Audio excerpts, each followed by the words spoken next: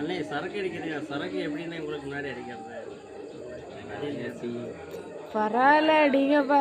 அண்ணே உங்களுக்கு முன்னாடி எப்படின்னு அடிக்கிறது? சரி இருங்கண்ணே. அப்படி இதெல்லாம் கேட்க மாட்டேடா அப்படி. ஊருக்கா இருக்கா சரியான போதையா இருக்கு. ஆனா 7 குடிச்சு போதையாடுறது உங்களுக்கு மட்டும்தான். இல்ல அங்க 3 பேருக்குமே டப் கொடுக்குறீங்க. அண்ணே உங்களுக்கு முன்னாடி எப்படின்னு சரக்கு அடிக்கிறது? சரிண்ணே.